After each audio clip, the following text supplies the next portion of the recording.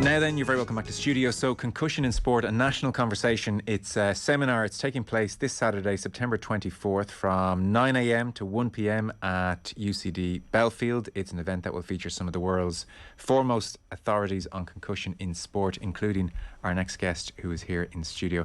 I was going to call you Dr. Michael Collins, but Mickey is the preferred choice. You're very welcome. Yeah, well, thank you. You're welcome to Ireland. So, as I understand it, you're involved, University of Pittsburgh's Medical Centre. They have a sports medicine concussion programme, and you were the clinical and executive director of said programme. Correct. Great. Listen, it's super to have you with us, because as you can imagine, we talk about concussion and sport quite a lot and have done over the last number of years. Right. So to get the ball rolling, it's my understanding from reading various interviews you've given that you're very much of the persuasion that concussion is something that is very treatable, and there are great advances in treatment, and that extends far beyond go and rest in a quiet, dark room. Yes, concussion is a treatable condition. We've made a lot of advances in terms of, we now know there's different types of concussions, and we know that active treatments, specific treatments, treat those specific types of problems that we see with the injury. And we do. There's no dark rooms in our clinic. It's about rehabbing, retraining, rehabituating the systems that are decompensated from the injury. And we're coming up with very effective physical therapies, exercise programs, and it's all about retraining the brain, not resting the brain. What's an example of an exercise or a therapy that someone might undergo? I don't want to get too technical, but there's one of the types of concussions is a problem to a system in the brain called the vestibular system. And concussion is this energy crisis to the cells and neurons that occurs. And when that energy problem happens, that's one of the systems that can decompensate. And that system allows us to basically interpret motion. It allows us to stabilize our vision. We move our head. It allows us to be in car rides, in grocery stores. It allows us to move dynamically and exercise. And there's a part of the brain that interprets all that. And with concussion, that system will literally decompensate, and patients will feel this like slow, wavy, dizzy, foggy, tired, headache, nausea. It's a very unpleasant thing to feel. And that system in the brain is also connected to the nervous system, so patients will get a lot of anxiety with it. And then they'll try to avoid certain environments, and they don't want to exercise specifically. They don't want to be social because it pulls on that system and causes a lot of disruption.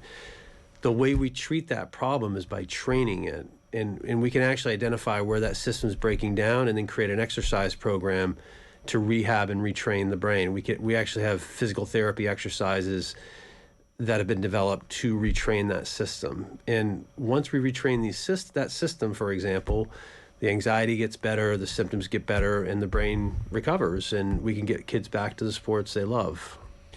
And are these therapies quite new? Would they be employed widespread across medicine? Where are we on that front? They've been around for a long time, but we've really adapted them for this problem. And yes, a lot of the therapies and techniques that we're doing in Pittsburgh, or we're coming to Ireland and training clinicians here, some of those rehab principles, and really better understanding how to diagnose the injury and how to assess it, and understanding the different types. There's different treatments for these different problems. It's not just a vestibular problem. There's other types as well. And we're coming over here, and first of all, we've created what's called the UPMC Concussion Network, where we've trained clinicians. We have 8 clinicians or so across the country. They've all come to Pittsburgh and trained with us. And we have like case conferences over the phone and grand rounds and those sorts of things where we really stay in close touch with these clinicians. And those clinicians are seeing patients here in Ireland, and it's been very successful, and it's really growing. And we're getting really good care to our Irish athletes and others. This is not a sports-only injury. Car accidents, slip and falls. There's 1.8 to 3.6 million concussions occurring per year in the United States in sports and recreation alone per year. This is a very common, prevalent injury, and it's happening here in Ireland, obviously. Yes. But the advances are such that we can treat it effectively and get kids back to the sports they love the great majority of the time. And so, Mickey, is your daily life, your daily working life, seeing lots of patients who've suffered a concussion for all various types of reasons? That's your Monday to Friday. We see about 20,000 cases a year in Pittsburgh, and myself, I'm very busy. I'm in clinic 5 days a week. We also do a lot of research. I used to be 6'3" and buff, and I've shrunk a few inches, I think. But very busy. It's a very busy program, and there's a lot of work that goes into it. It's exciting work, though. Okay. Well, we might just go down the route of sport for a few moments then. So, like a point from the off, and I think instinctively we might sense this from watching different players suffer with concussion and others not. Different people are more susceptible than others. Different genders more susceptible than others. Correct. Yeah. Smart. Yeah. So we've now identified these very specific risk factors that predict patients who are going to have a harder time recovering from concussion. They take longer. Patients with a history of motion sickness are more vulnerable to concussion because of the vestibular system. Concussion fights dirty. Like if you have a history of motion sickness and that energy problem happens in the brain, it's going to affect that system more in a patient with a history of motion sickness than patients that don't. Right. Okay. Patients with a history of lazy eye or strabismus, amblyopia, that is a risk factor for oculomotor concerns. Patients with a history of migraine are more likely to have migraine after concussion. Patients with a history of anxiety, that's a big risk factor, actually, and that predicts anxiety following concussion, a lot of mood changes that we can see. Patients with a history of learning disability are more likely to have cognitive issues following concussion. And so it takes less force to cause injury in those patients. And once it happens, we know they go down these certain pathways, and that's why there's different types of injuries, and that's why we have to apply different types of treatments. One thing that's very interesting is that girls are more susceptible to this than boys. The reason why is girls are 6 times more likely to have migraine than boys. Girls have more motion sickness proclivity than boys. Girls have weaker necks than boys. That predicts it takes less force for this injury to happen. Thank you. With girls, and the outcomes can be a little longer when you have those conditions on board. Is there a standard time frame as to how long it takes somebody to get over a quote-unquote standard concussion? I appreciate there are different types. There are different types, and it's highly variable. But the average recovery time, if you look at all the literature that we've published and others, for an adolescent athlete is about 30 days. Now, don't go home and say, oh, sit out 30 days and we'll go back to play. Some kids get better in 5 days. Some kids take 3 months to recover. There's a lot of variability. And how do you know if somebody's better? We have very sophisticated tools to assess the injury and quantify it and actually measure it. So there's very good tools that we've developed.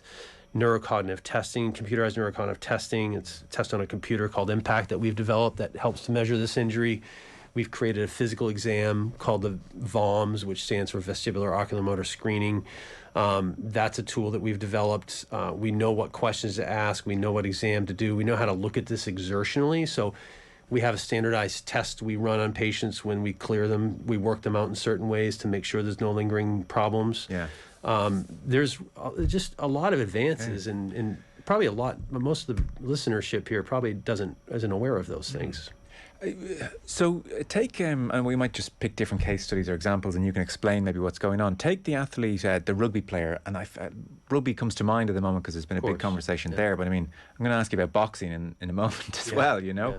But take the rugby player who's retired and maybe remembers a concussion from 10 years ago and maybe thinks, well, did I have subconcussive blows a lot or small dings? And they're finding themselves with mood swings or anxiety or some of those symptoms. Right. Are they treatable, or is that more in the realm of that's somebody who's got CTE or maybe early onset dementia? Or where are they on the spectrum? I can tell you that we do a lot of work with patients that have chronic problems from this injury, and a lot of these patients can be treated effectively. And there are treatments for those types of patients available. And we do see a lot of chronic anxiety in patients that go through concussion. There's a lot of biology behind that, but there's also other life factors. You know, when patients become anxious, they'll become more reclusive. They'll become less social. They may exercise less. They may take naps. They may dysregulate their sleep. They sort of retract, and that worsens the anxiety. Yes. And we're very good at teaching patients behaviorally how to approach life in a far different manner to avoid that. You know, our recommendations: no naps, very strict sleep schedule. We want exercise. If there is a vestibular problem, we can rehab that, and the vestibular system is connected to the nervous system. So once you rehab the vestibular system, the anxiety goes down. And patients with anxiety have chronic migraine. We can treat that by treating the anxiety. There's very good treatments for anxiety. There's psychotherapy. There's even medications if needed. And a lot of patients that think they're having problems from concussion are really having chronic problems of that. And what's scary to me is there's a lot of misinformation out there about concussion, and a lot of folks think that there is this inevitable decline they're going to experience, and it produces massive amounts of anxiety. When the reality is that a lot of those patients are fully treatable. Yes, and CTE falls under the bracket of what I've described as being treatable as well. That's not some degenerative, we can't do much about this. That's an area that needs more science.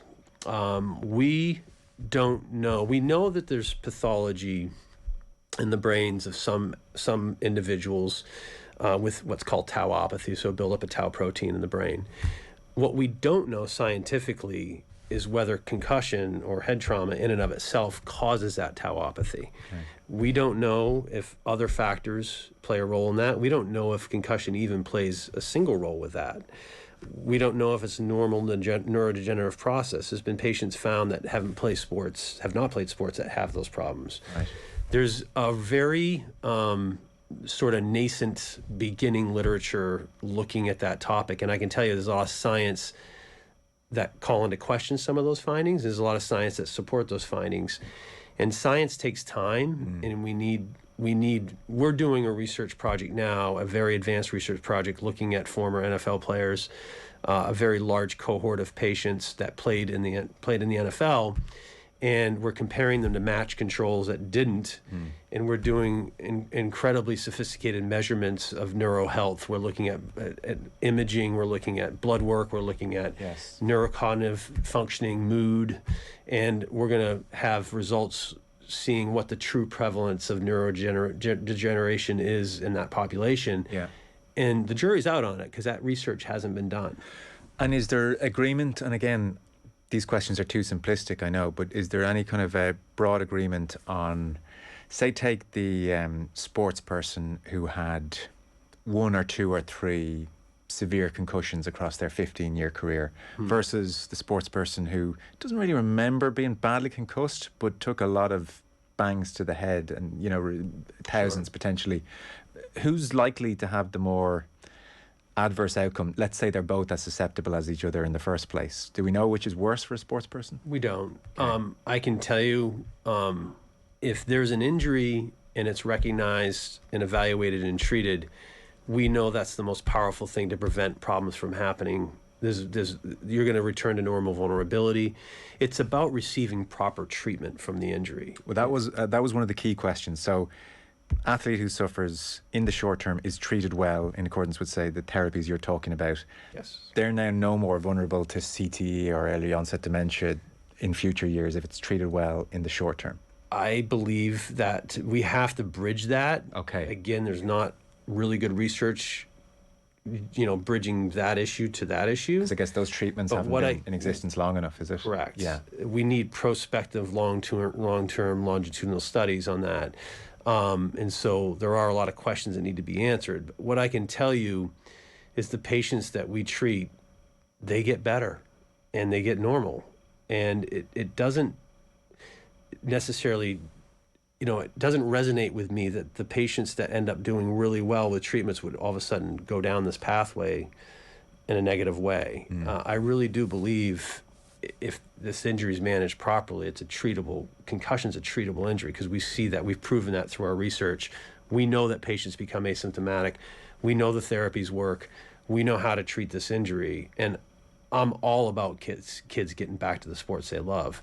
If they meet my criteria for recovery, I'm 100% going to recommend these kids go back to play. And sports offer an incredible opportunity for kids competitively, socially, exercise-wise. Imagine a world without that, right? Yes, and for sure. So I'm very much in favor. Nothing about that long-term stuff has changed my treatment and getting kids back to play. Okay. Because the science isn't evolved to the point where we fully understand that. Yeah, no, I appreciate that. It's moving all the time.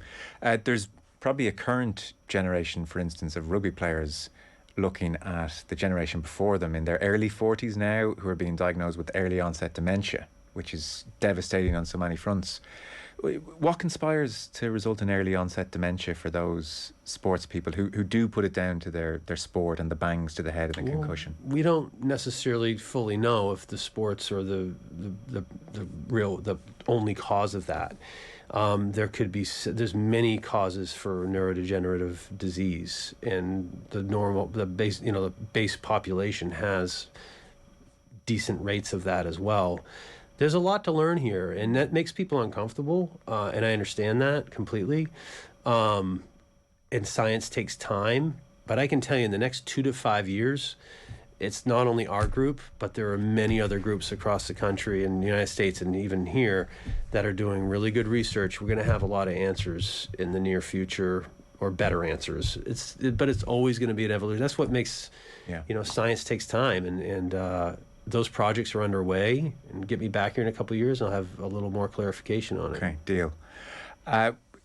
The significance of a concussive episode and then continuing on the field of play. Yeah. That's obviously a hot topic. So what do we know about concussive episode and continuing to play? Yeah, well, we got some good research on that one. So if patients, we just did this study, it was published in JAMA Neurology, where we looked at a very large cohort of athletes, and half the sample came out of play immediately at the time they had symptoms of concussion, and half the sample played for 15 minutes beyond the point of having symptoms.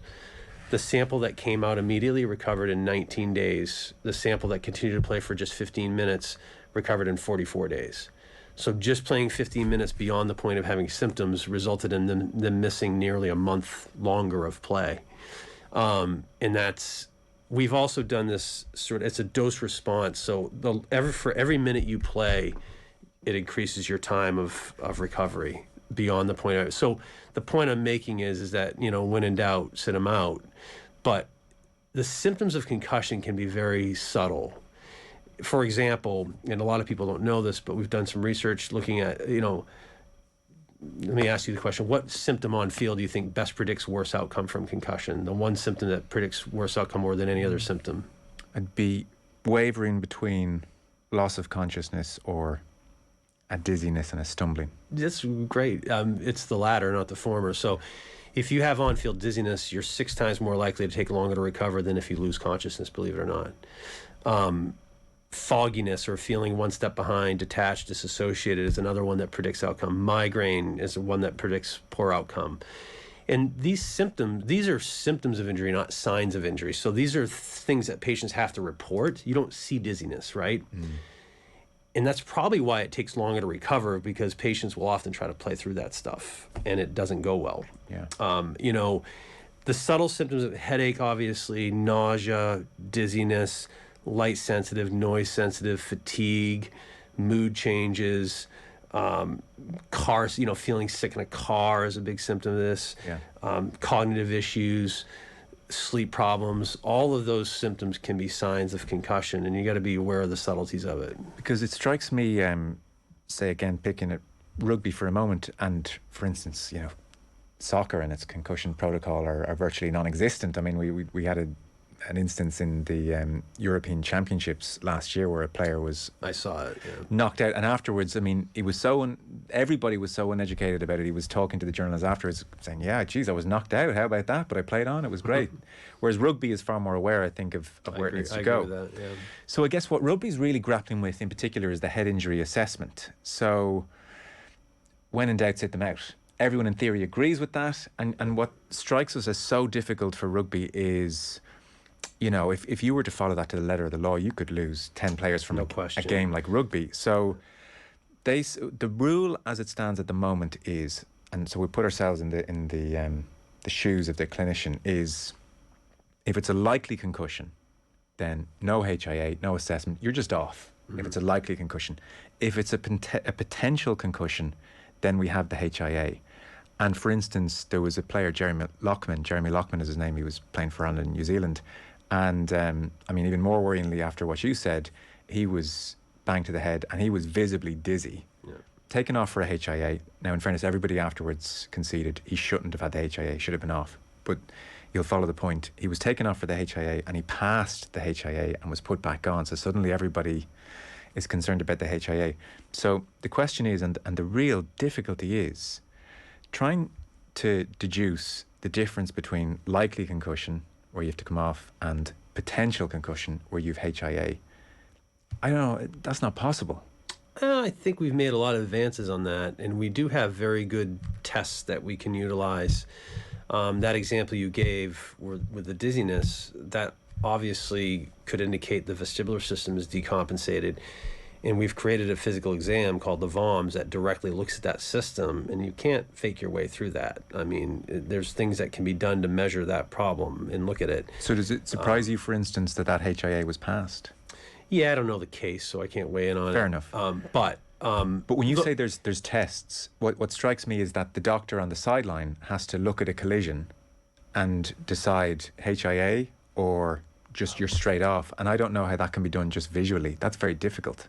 Yeah, I mean, they have film, they have spotters, etc. I mean, I would agree with you. If there's someone that gets hit in the head and stumbles off the field, that's a no-go for me. And, you know, ataxia or balance problems are a definite sign that, you know, there could be other reasons that cause that too. Sure. But if it's after head trauma, I mean, it's pretty easy to deduce it's coming from that system. So do you feel, say we see two players run at each other and there's a bang of heads, or one person gets a bang in the head and it's a HIA as opposed to, no, safety first, you're off. Right.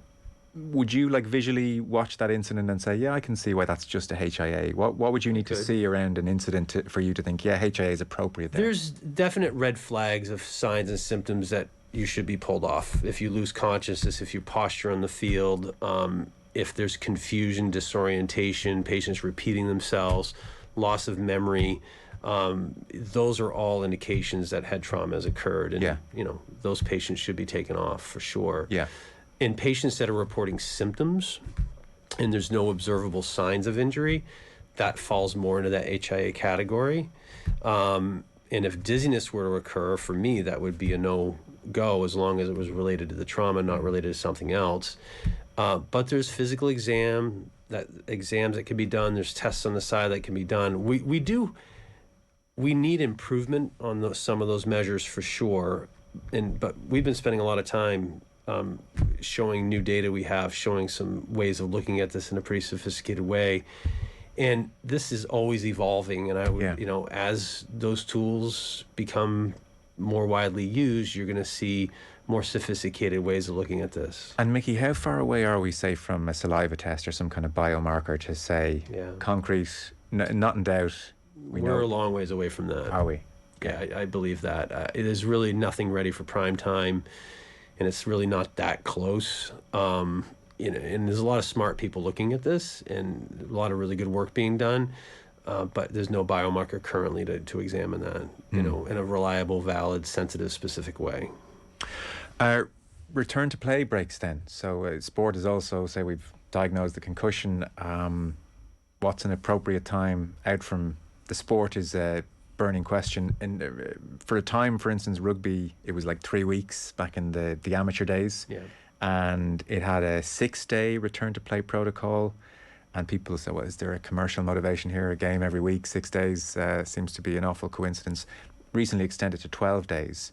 So how do we grapple with that? And like, can we measure definitively, okay, this person is definitely okay to return to the field? Yeah, there's ways of doing that. I'm more of the mindset that we should look at this in an individualized way. And some athletes get better quicker than others, but getting the right evaluation and using the right tools and really doing the right rehab. When you're normal, I put patients back to play. If you're not normal, I do not. And we actually have really sophisticated ways of looking at that issue. And that's what our research has been focused on, is understanding what recovery means and how to assess that, measure it, and treat it. And that's our wheelhouse. I understand the rugby, and I know it's 12 days now. And, you know, it's something where I can understand in rural areas where something like that is indicated. But if you're being assessed by a clinician that's really trained in this injury, it's, you know, with the NFL, we don't use a sit-down rule. We look at this individually. We treat it individually. Right. And that's the way I feel. I like that process. Case I think by it case. works better because you're looking at an individual rather than just a arbitrary kind of how many days. But the good thing is if it is a 12-day sit-down rule, a lot of patients don't go back at 12 days if they're not normal. I mean, evaluation still occurs in that protocol. And look, sitting out 12 days isn't going to hurt anyone. Yeah. But I'm also of the ilk that, look, if kids are ready to go back to play, what we don't want is patients underreporting their symptoms because they have to sit out X amount of time. And that can happen intuitively. Yes. Heading of football. So, for instance, I think in the UK there's a trial banning heading amongst under 12s. So talk to us about that, both for children and Yeah, I don't adults. think the data is at a point where that determination can be made scientifically. I'm not in that group where I would ban heading. I think kids learning how to head is really important for the biomechanics of it, and understanding how to do it appropriately is taught at a young age. And if you learn that technique, you're going to be less susceptible if you're doing it correctly. The only problems we see with concussion from heading the ball is when your neck is loose or you're not in the proper form and technique. And if you get blasted from 10 yards, of course. But the point I'm making is that it's very important to learn proper technique as a child, because that's going to be with you the rest of your career. And the data does not support at this point banning heading below the age of 12, in my opinion. And adults who maybe play professionally and head the ball thousands of times across their career? Again, proper technique should mitigate a lot of those problems. There's some research that's showing that some of those patients end up with difficulties. The questions I would have in that research is, were they properly managed? Did they receive the right treatments, et cetera, et cetera? Again, if you treat this injury properly, people should be able to head the ball effectively without having, deleterious effects. Yeah, because I suppose what would strike me again with heading is, given that it's done thousands and thousands of times, there's no individual concussion from heading a football, so it's a cumulative, God, I've done it for 20 years and now I've got all these symptoms. There's, again, this is a good example of the research is mixed on that topic. Right. And there's a lot of focus on the papers that say there are problems and not as much focus on the paper that says there aren't problems. But there's a real mixed literature on that topic. Right. What are your thoughts? I mean, of everything we've discussed, what about boxing? I mean, boxing is one where the goal of the sport is to render you concussed, you know? That is a sport where the goal is to create concussion. And obviously that's what happens when you see the symptoms that you see in the ring. We should be able to treat those patients. You want to make sure there's time in between the fights to make sure that's treated fully and effectively, and it needs to be done carefully. Yeah. We haven't worked as much with boxing as other sports, but clearly head trauma is going on there, and it's not good if they're piled up on each other without receiving the right treatments, for sure. Okay, because I mean, you just wonder if it's viable. I don't ever think it'll be made illegal, clearly, because it's interesting, isn't it? You would drive it underground, and it'd be, the sport is become less popular, at least in the United States, over time. But the sport, I've seen a lot of boxers as patients, and they're having the same problems we're seeing in football players and others. There's no difference in the types of concussions that we see. And fortunately, the ones that come and see me can receive good treatments, and we can get them better to box again. Look, again, these athletes that box put in a lot of work, and there's, a lot of people who's put a lot of effort into their career and stuff. And so if we can treat it fully and we know how to look at that, I'm okay with that happening. It's just making sure the right treatment occurs between fights. I suppose, given what you said about, what the data says about playing on for even a 15-minute period after a certain blow to the head. I mean, you must watch a fight and someone takes a few punches early in the round and your instinct would be, well, we're done, out you come, and we're only getting started. Yeah, I mean, you make a good point, for sure.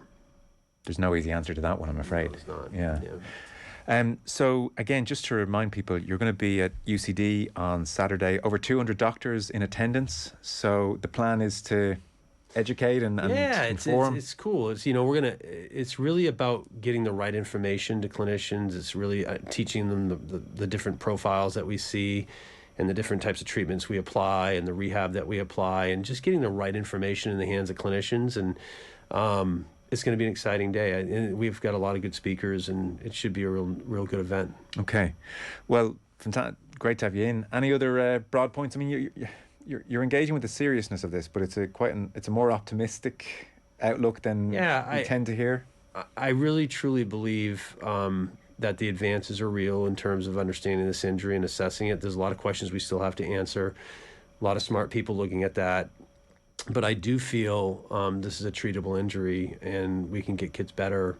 And I'm a big sports guy, and I don't think I'm being cavalier and irresponsible in putting kids back to play from this, because we know they're healthy and we can look at that and measure it the right way. I think that what's happening here in Ireland is really exciting. We have very good clinicians doing the right treatments, but this is becoming a specialist injury. You want to make sure kids that have these problems are going to a specialist that's trained the right way. Just because you have a certain degree doesn't mean you understand the advances, and that's why we're here, is to teach that. And that is happening in Ireland. And again, the UPMC Concussion Network it's exciting, because I know that kids are getting good care when they're in that network. Dr. Mickey Collins, again, the UPMC seminar, Concussion in Sport, a national conversation, UCD, this Saturday. Thanks so much for popping into the studio. Appreciate it. Thanks, Joe.